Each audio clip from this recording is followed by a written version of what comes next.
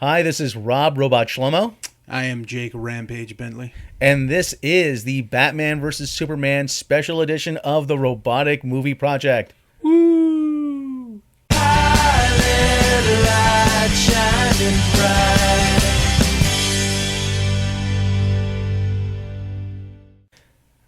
a great song. Yeah, isn't it? I And up until now, royalty free. hey. I hope. Let's see how long that lasts. Yeah, let's now. hope no one picks up on the Yeah. fact that you're using it. Okay, as everyone has probably already known, Batman vs. Superman, after 3 years and a lot of money being spent. A lot of money. It's the GDP of a small nation they spent on this movie. Yeah, imagine how many those, Sarah McLachlan dogs they could have saved. Oh my god. I mean, or how many like African tribes they could have completely rescued. It's like 40 cents a pop to save them. Like you could have saved an entire continent of people with the money. For the price of a cup of coffee a day. I'm like, yeah, okay, maybe not a Starbucks coffee, but Yeah, no, have they adjusted those commercials for inflation in the last few years? Like I get that it was like 29 cents a day back in 1990, but prices of things have gone up. yeah. But we'll put a pin in that for the moment. That's what she said. Jokes for everything. So, okay, we're coming to you from glorious Shabby Road Studios Shabby roads. here in lovely Fairhaven, overlooking the Middletown Avenue garbage dump. It's a beautiful garbage dump. Yeah, and we're joined behind the glass, as always, by our crack producer, one of the best producers in the biz, Melman. Oh God, yeah, Melman is definitely Melman is top three. I'm not going to say where in that top three, but Melman is top three. Yeah, well, Melman did have a couple unusual requests, though. I mean, it's really, I think it's really unusual for a producer of his stature to be paid almost exclusively in salmon. Yeah, I was going to say he's got pretty rancid fish breath. Yeah. That's the one bad thing I can say about Melman. So I've already seen Batman vs. Superman. As have I. And Jake, your impressions. Just no holds barred, don't hold anything back. Oh my gosh, where do we start? All right, I was not I went into this movie giving it every opportunity to be good. I refused to look at any spoilers. I don't usually try and look for spoilers in movies, but I come across them. I went out of my way to make sure nothing in this movie was spoiled because I wanted it to be good. I wanted so badly for it to be good. As did I, yeah. It was not good. It was 2 hours of just talking and just these weird scenes that had nothing to do with each other. Like, if you took me right after I finished watching that movie and showed me every scene in the movie and put a gun to my head and told me you have to like recreate the order, 60% couldn't do it. Like I would. We'd be writing a lot of obituaries right now. That would end with, that would have ended with a bullet through my brain because nothing was connected. None of it made sense. Any even halfway cool scene ended up being like this weird dream where Bruce Wayne woke up with his hand in his pants. Like it was just Bruce Wayne's doing his Al Bundy impression apparently. And what did you think of Ben Affleck as Batman? Saying Ben Affleck is the best thing in a movie this bad is like having to choose between wanting chicken pox or the measles. Really, I mean, it's not. Yes, Ben Affleck was the best thing in a bad movie. It's like being the worst player. It's like being the best player on the Cleveland Browns. That would be Joe Thomas. Shout out to Joe Thomas. I'm sure he's thanking us right now. I will preference my opinion of Batfleck by saying I don't think he did a bad job acting. But I think people who call him the best Batman to date are ridiculous. Ben Affleck is Batman in the same way that Super Mario Brothers 2 was a Super Mario Brothers game. Like you slap the look on it, it may have sounded like it every now and then. That character was not Batman at all. No, he was a good Bruce Wayne. I did like him as Bruce Wayne. I will say that. Well, here's my issue with him is like Batman is, all right. So obviously the biggest criticism against him is Batman doesn't kill. I've always thought that was one of the stupider aspects. Stupider, is that a word? More stupid? More stupid. Yeah, one of the more stupid aspects of the Batman comics. I don't think it makes sense for him not to kill. Whether or not I like it, that's the character, especially with the guns. But I can forgive the whole killing people. I can forgive the whole people using guns. What I can't forgive is that the world's greatest detective is a giant idiot. Like, how does the world's greatest detective get hosed by Wonder Woman? Nothing against Wonder Woman, but she's not known for her intelligence and cunning. She is known for being a badass warrior, which she absolutely is. But she is with unlimited credit card at Frederick's Hollywood, apparently. Yeah, but she is not a stealthy stunt. Well, she is stunning.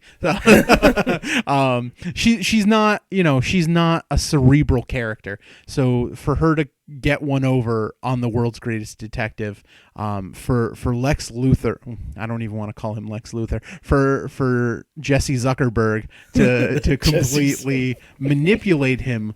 Like, Batman has never been a fight first character. Batman's always been a let me see what's actually going on behind the scenes, why everything's going, as opposed to that it's going. And he completely got played throughout the entire thing, played right into Lex Luthor's hands, and that was the most moronic Batman I've ever seen, and wasn't Batman to me. Yeah, I mean. Yeah, it's hard to argue with those points. I mean, a lot of it was a lot of speechifying about, this is, where the Superman is an existential threat to mankind. We have to take him out if we can. And what was Jesse Zuckerberg's motivation? I have no idea. They never really made it clear. It's one of those things, well, because reasons. I'm like, we need an idea of what. I mean, is Jesse Eisenberg? Is he going to try to take over the world? Is Superman? Does he think Superman's going to stop him? He has daddy issues? What is it? Who I rather would have seen play Lex Luthor? Oh, fucking anybody. Open the phone book and point to the first name. It would have been better. I actually heard they even auditioned Bryan Cranston for Lex Luthor. And I mean, I don't want to hop on the Bryan Cranston can play everything bandwagon, but I mean, that would have been a million times better. Well, Bryan Cranston, like I said, we're not going to try to beat this to death with the Bryan Cranston, because what's done is done. Yeah. We can only speculate on what could have been. But this is my gripe with Jesse Eisenberg.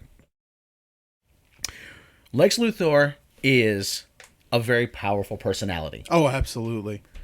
As a man, you walk into the room, if you see Lex Luthor, you are intimidated by him. Yes, sir. No, sir. What can I do for you? This is a guy that, even if he doesn't rip your head off, he will have someone do it for him. This guy's power suits are intimidating. Exactly. I mean, just even if he goes to Armani, it's a power suit, Yeah, no, absolutely. That's what I mean. Yeah. Oh, okay. I thought you meant like the actual. Oh, no, I meant like corporate power suits. Okay. Like the black suits with the pinstripes. Yeah, exactly. Yeah, and Jesse Eisenberg is just a little bitch. You could slap him into next week. Oh, I'm gonna do. Shut up. Sit down. What? Yeah. Moron. Now, one thing I did kind of pick up on in the movie, and this movie was so absolutely amazing at explaining everything. So except why Lex Luthor's doing anything. Yeah. So I did notice they called him Alexander Luthor a few times, and he referenced that the company was named after his father. Alexander Luthor in the comics, for those of you listening who don't know, was actually a clone of Lex Luthor. Lex Luthor. Yeah. Oh yeah.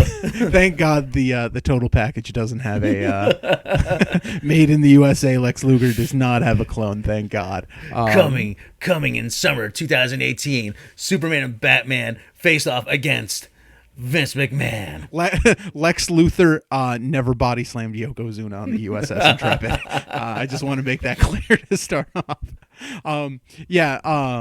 Lex Luthor had a clone named Alexander Luthor, so I don't know if this was just, hey, this isn't actually Lex Luthor, this is his clone, but, why are we going to bother explaining that? Well, he did say a couple times his father's company, my father's company. Yeah, so. yeah. So, but I mean, even then, I don't remember Alexander Luthor being such a whiny little bitch. I don't know. Maybe he wasn't. I'm just forgetting it. But yeah, no, he was playing Rid Luthor, if you ask me. Riddler. Yeah. Riddler. Yeah. Yeah. So I mean, but he would have actually made a really good Riddler. Yeah, I don't know if they were going to put the Riddler and Lex Luthor in the same movie together to give Batman an enemy and then to give Superman an enemy, and then they have to take him down. But I mean, it seemed like he was playing more the Riddler, and Jim Carrey's the Riddler. Yeah, yeah. Yeah, not even the Frank Gorshin Riddler. Yeah. Oh, I love that 60s show. Yeah. But more thoughts, Jake, on let's see, going to Wonder Woman, wasn't a big fan of it going in, just because Gal Gadot physically isn't Wonder Woman. Take that how you will. I wasn't upset with her. I think she played the part fine. I think physically she is still a little bit lacking as far as the role goes, but as far as portraying her, she could have been far worse. So I have no complaints about Wonder Woman, and I actually think she might have been the highlight of the movie. Yeah, I just think Gal Gadot has the body type where it's difficult for her to put on muscle. Some people are like that. I don't hold that against her. But there were those pictures of her training and her flexing. I'm like, really? I mean, that's, yeah. Yeah. But eventually they just kind of gave up trying to sell it, Yeah. I just, even going through some of the other, we can hit on some of the other casting things, even though we didn't see much of the Flash. Why did they bother casting a Flash when they have a Flash on the TV show? I have no idea. I honestly don't understand that. Grant Gustin would make a much better Flash. Grant Gustin does make a much better Flash, apparently. And I said, what, they cast Flash is now a hipster? I mean, with a terrible rat stash. Terrible what's rat that? stash. Yeah. So are we? So I actually, full disclosure, I do not follow the CW TV shows at all. I don't follow it either. I've seen a few of them. They're not bad, but it's not something I wanted to commit to. Okay. So I'm going to ask you this. You may not know the answer. The Flash in the movie I know is Barry Allen. Is it still Barry Allen in the TV show, or is it Wally West? As far as I know, it's Barry Allen. So, and if we were getting this wrong, everybody just cut us a little slack, because like I said, neither of us really watched The Flash, so... Yeah, I mean, I've heard I actually should check out The Flash. I don't like the CW shows because, they're half teen romance and 75% teen romance and then 25% like, hey, spandex. Tween mans. Yeah, no, thank you. I don't need to see a Twilightized version of Green Arrow. Yeah, but like I said... One thing I mentioned was that this movie just seems to have the whole 90s comic book aesthetic just drenched in it. Every bad artistic look and style and trend that was engulfing comics in the 90s is represented in this film. Maybe that's what Zack Snyder likes, but it just comes across as laughable.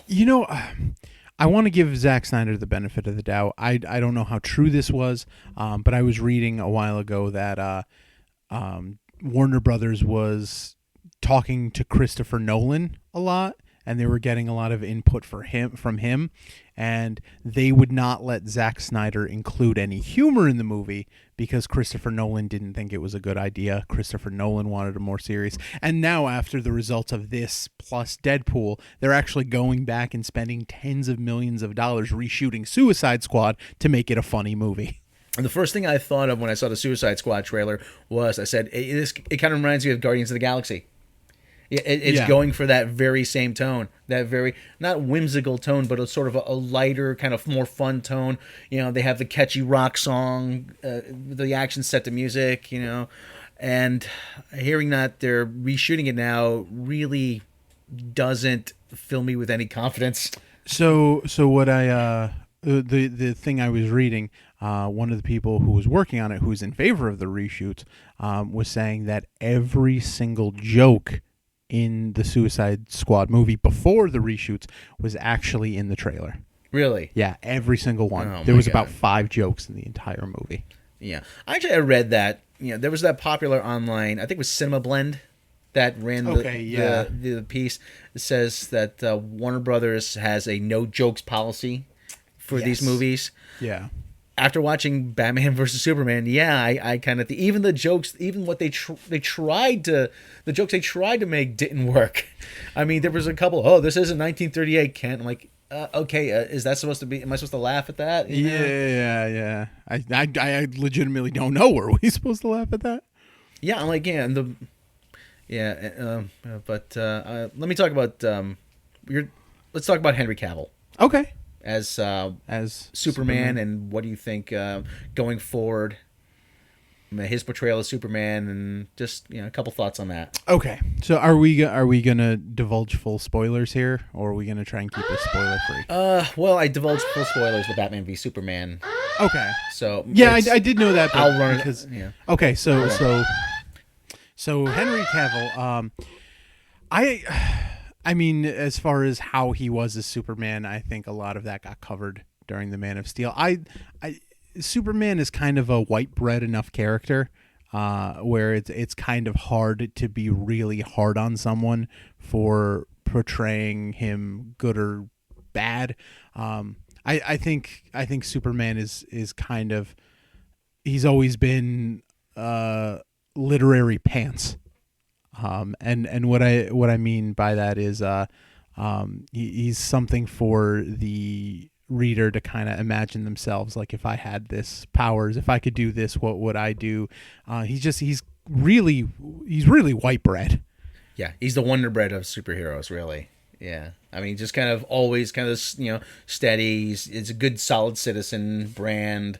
You know what you're getting with Superman, and yeah, he is kind of I don't want to call him an empty shell of a character, but Superman really sort of is the everyman. You're supposed to place yourself into that role.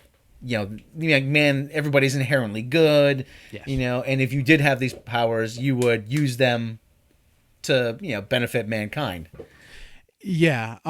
So it's kind of hard. I mean, that being said, I do really like Henry Cavill. I think he was a lot better of a choice than Brandon Ruth was. I mean that. But again, the best player on the Cleveland Browns. Yeah. I mean, who do you really have to compare him to? With Batman, you're like, there's Affleck, there's Bale, there's Clooney, Kilmer, Keaton. Yeah, Michael Keaton. Going back to Adam West. Like who is there really? I mean, Dean Cain. Like, is that the consensus by Superman? Everybody still holds up Christopher Reeve as the definitive Superman on film. I mean, and before him, George Reeves. But going back to Batman, though, I think one of the things, though, is we have an entire generation that has grown up with Batman, the portrayal of him from the Warner Brothers Batman the Animated Series. Oh, and I think that is the best portrayal of Batman. I will still say that one, even though it's an animated movie. It was, I don't want to say it was just to push the animated series. If you watch Batman: Mask of the Phantasm, yes, that is still hands down one of the best Batman movies. I love. And Sub-Zero was good too. Yeah. Yeah. But anyways, coming back to Henry Cavill, though, I mean, here's the problem I have with Superman. You're trying to reinvent a character that doesn't necessarily need to be reinvented. Sure, yeah. We keep seeing they try to change Superman. They try to modernize Superman. Oh, Superman is an anachronism. He doesn't work. So what do they try to do? They try to make him more like Batman. Yeah, more or less. Yeah. Oh, we need a dark and gritty Superman. No, you don't. And not to compare too closely to Marvel, but Marvel, I would imagine, would have had the same problem with Captain America. Yeah. You have a character that really doesn't fit in the world we live in today. And actually, Captain America isn't an anachronism. He's a man out of time. Yes. Superman just seems like he's out of time because he's a throwback to those 1940s. But what they did with Captain America and Winter Soldier, you dropped them in to this modern world, and instead of changing Captain America to fit the world, they just showed you how he reacts to it. Yes, yeah, he clashes with it. He clashes the world. And you could easily do that with Superman. Easily. And that would be much more interesting. Have you read Superman, What's So Funny About Truth, Justice, and the American Way? No, I have not.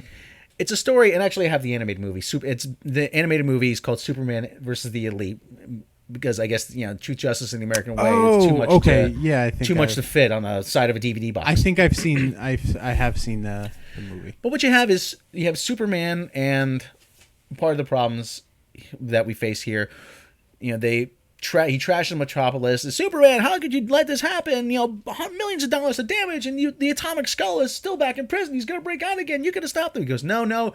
And Superman's like, no, it's not my place to be judge, jury, and executioner. No, if we start that, we go down a very dark path.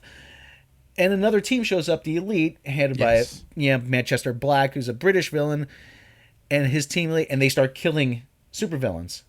And then Superman has a moral dilemma, and as soon as they start killing supervillains, Superman has to put a stop to it. He goes, this is not what I was raised to believe in. Yeah. And part of that, again, is, like I said about that Superman video I did, everyone says, oh, well, he's learning how to be a hero. If you're raised with the right values, you already know how to be a hero.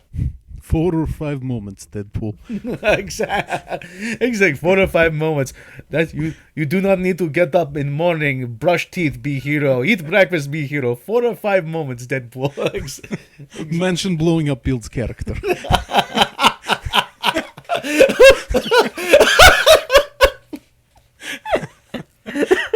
I love that. I forgot about that moment. I gotta watch Deadpool again. Oh God, yeah. No matter how many times you've seen it, that's the correct response. Is I need to watch Deadpool again. Oh my God. But that's a great, yeah. But like I said, coming back to that, and that's, like I said, the important lesson behind Deadpool is that, like I said, Superman doesn't need to be a hero all the time. There are certain moments when he does. Yeah. One of the things that really kind of put me, I found myself thinking, like, man, Superman is annoying. They're like, oh yeah, there was this big fight. Superman took down all these buildings. Superman has all this power, and in the middle of all these people saying, like, Superman, like, who's holding Superman accountable? Clark Kent's like, we need to rein in Batman. Like, bitch, really? Why? Clark, I don't think Batman's the problem.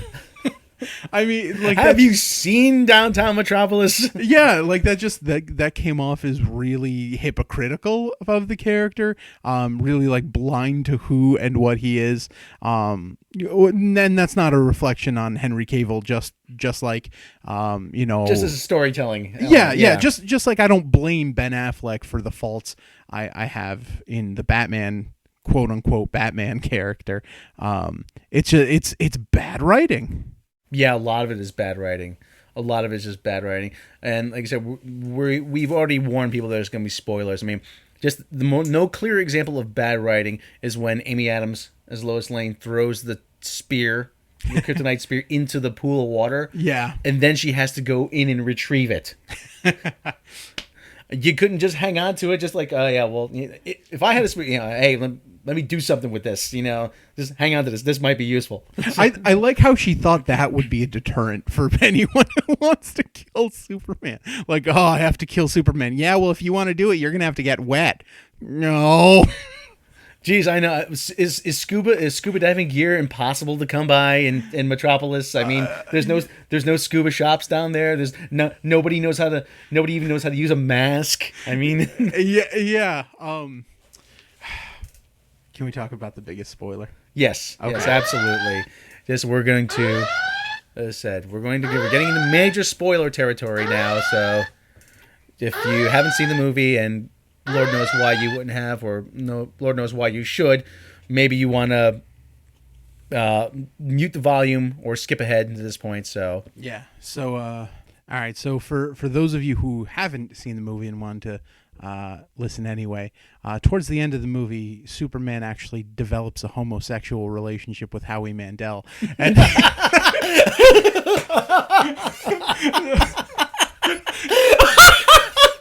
sorry, I figured I'd throw. I'm Superman. I'm faster than a speeding bullet. Ooh, do the Bobby voice, Howie. No, at the end of the movie, Doomsday skewers Superman and kills him, which I'm assuming he's able to do because Superman is stabbing him with the kryptonite spear. So the presence of the kryptonite makes Superman vulnerable. So at the very end of the movie, we're given this very confusing two funeral things where public burial. One, the public burial they want to do for show, and the other was the private burial. All right, in Kansas, just for the family. So this was the exact moment. This entire scene, but one moment in particular just made me go, "Fuck this movie!" And it was when there's a big picture of front page on the newspaper, Superman's dead, and then on the side there was this little picture of Clark Kent that said, by the way, Clark Kent died too. Really? Nobody's put those two together. Those two guys who look exactly alike, who came from the same small town, who moved to Metropolis at the exact same moment. You haven't figured out those are the same guys yet. But that aside, so they're doing this big public funeral for Superman, and somehow they get the body into this tiny little wooden casket for the Clark Kent funeral. So Lois Lane grabs a handful of dirt to drop the first on it, and the reveal is the dirt starts floating. I hated that because one of the things I do really like about what Marvel's doing is death means something. Oh yeah. If someone dies, that's a huge, loss. Yeah, that's it. That's a huge loss. And DC, they've done their first major death, and immediately they've shown that death isn't anything. Yeah, unless you count all those people who died in Metropolis. I mean, so death isn't. Yeah. It doesn't mean anything if you're Henry Cavill or. And I suppose I forgot on the Marvel side the whole bringing back Agent Coulson thing that they decided to do, which was kind of weak. Usually, but at least they played the whole movie off like he was dead. Yeah. Well, one of the big problems I've had, and a lot of people are gonna, still think this is one of the big moments in DC history and comics history, is that they have been trying for 20 years to make a movie from the storyline, the death of Superman. Yes. And even going into this, as soon as I saw the trailer with Doomsday, I'm like, fuck, they're going to do it, aren't they? Yeah. They are going to do it. And it was Movie Bob that said that pretty much it was just a big dumb... Sure, it was an event at the time, but looking back on it now, it's a big dumb story with no real point. Yeah. The only takeaway from it is that if Superman died, a lot of people would be really sad. Yeah. But yeah. And even the Tim Burton film, I mean, I imagine there's elements of that in this. Oh, The Superman, Nicolas Cage Superman. Oh, we really dodged a bullet on that one. Nicolas Cage. I consider ourselves lucky. Yeah, I mean, if you go and you watch that Kevin Smith speech, about talking about Henry Cavill could have been fighting a giant spider at the end of this. Yeah. But like I said, they've been trying. I'm like, and there's still people at Warner Brothers who still think that this is the seminal moment in comics history, and it's really not. No. I mean, yeah, it was a big event at the time, but at the same time, it was just a publishing gimmick to get people to buy, to get people into the comics and to have sales increase. Yeah. At the time, you could point to other events. I mean, The Dark Knight Returns, even though that was probably a bigger event. Yes. At the time. But going forward, I mean, it just seems like the only takeaway from this is that Warner Brothers, when all else fails, add more Batman. Do you think this is going to end with us getting a Superman Red and a Superman Blue? Oh God, I hope not. The Eradicator, that was that one, the alien guy, the reign of the Supermen. Oh yeah. No, the Superman Red and Superman Blue, if I remember correctly. It just explained to the audience it was actually Superman, but he was divided into two separate beings. Oh my God, I remember reading something about that. I wasn't tuned into Superman comics in the 80s and 90s. I was more Marvel. Yeah. So after Superman dies, a whole bunch of Supermen rise up to take his place. One being the cyborg Superman, who ends up being a Green Lantern villain, Hank Henshaw. And you have like John Henry Irons. Yes. Steel took up a Superman. The clone, the Metropolis Kid. Yes. The clone, and then Superboy, I think. Yeah. Well, no. It was, and there was the Eradicator, who was a Kryptonian being, but he was more machine than man, and he became sentient when. That's Cyborg Superman. No, well, yeah. Well, no. There was cyborg. There was one that was a cyborg because it was the Terminator. Yeah. But there was one that was really the Eradicator. Yeah, the last son of Krypton. Yeah. Yes. Okay. I'm with you now. Yeah, and so. I really am hoping they're not going to do that. It'd be a good excuse to bring John Henry Irons Steel back into the thing and maybe do something better than Shaquille O'Neal. I was going to say, I don't know if Shaq retired now, so he's got Shaq's got a lot. He's got time on his hands. Hammer time. I'm Kazam. You mean Steel? I'm Steel. Yeah.